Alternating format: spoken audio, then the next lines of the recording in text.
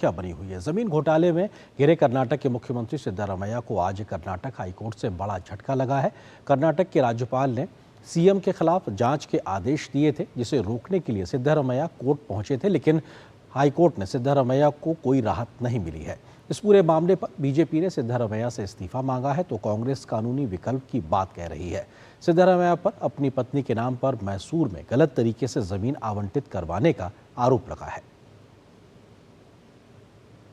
कर्नाटक के मुख्यमंत्री सिद्धारमैया को हाईकोर्ट से बड़ा झटका लगा है। मंगलवार को कर्नाटक हाईकोर्ट ने मुडा लैंड स्कैम मामले में सिद्धारमैया की उस याचिका को खारिज कर दिया, जिसमें उन्होंने कर्नाटक के राज्यपाल के उस आदेश को चुनौती दी थी, जिसमें उन्होंने सिद्धारमैया के खिलाफ आरोपों की जांच की अनुमति दी थी। सुनवाई के दौरान कोर्ट ने कहा कि अभियोजन की मंजूरी देने के लिए राज्यपाल सक्षम प्राधिकारी हैं। It appears that it is exhaustive, and after it having duly considered numerous judgments of the various honorable high courts as well as the honorable apex court, the judgment has been rendered.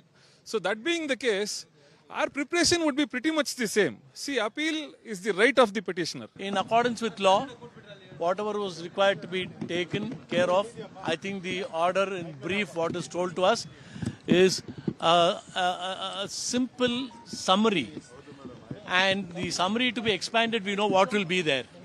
And I'm sure the judge has travelled quite far into various judgments throughout this country to come to this conclusion. It's a fantastic order. Karnataka के मुख्यमंत्री सिद्धारमैया पर मैसूरू शहरी विकास प्राधिकरण से गलत तरीके से जमीन हासिल करने के मामले पर लंबे समय से आरोप लग रहे हैं, लेकिन इन आरोपों को वो राजनीति से प्रेरित बताते रहे हैं। लेकिन अब हाईकोर्ट से राहत न मिलने और उनके खिलाफ कोर्ट की सख्त टिप्पणी के बावजूद सिद्धारमैया इसे भाजपा और जेडीएस की साजिश करार दे रहे हैं। I will discuss with the legal experts and also with my cabinet colleagues and party and also with the High Command.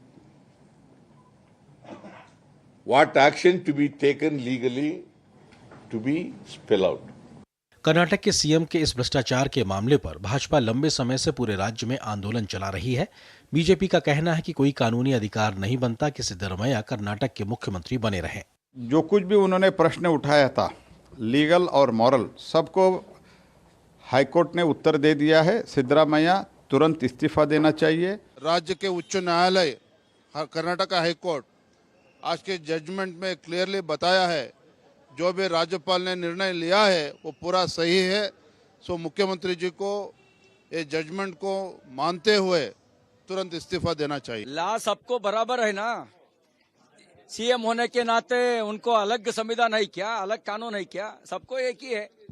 आज का जजमेंट आने के बाद में भी कुर्सी में ज्यादा समय बैठना ठीक नहीं होता है। इस्तीफा देना ही एक ही विकल्प है। कर्नाटक कांग्रेस में विधानसभा चुनाव के बाद से ही सिद्धारमैया और शिवकुमार ग्रुप में सीएम पद को लेकर लड़ाई जग जाहिर रही है, लेकिन इस मामले के सामने आने के बाद सरकार की छवि पर लग रहे दाग के मामले में फिलहाल डीके शिवकुमार ने सीएम के इस्तीफे की मांग से इनकार किया है। There is no question. My chief minister has not done anything wrong. He is not involved with any scam. It is a political conspiracy by the BJP to all of us, to all the opposition leaders in the country. गौरतलब है कि मैसूर शहरी विकास प्राधिकरण मुडा ने कथित रूप से शहरी इलाके में सिद्धारमैया की पत्नी को अवैध रूप से 14 प्रमुख प्लॉट का आवंटन किया था। इस मामले के सामने आने के बाद कर्नाटक के राज्यपाल थावरचंद गहलोत ने सिद्धारमैया पर लग रहे आरोपों के जांच के आदेश दिए थे और सिद्धारमैया उस आदेश को चुनौती देते हुए हाई कोर्ट गए, जहां उन्हें कोई राहत नहीं मिली और अब वो बाकी कानूनी विकल्पों की बात कर रहे हैं।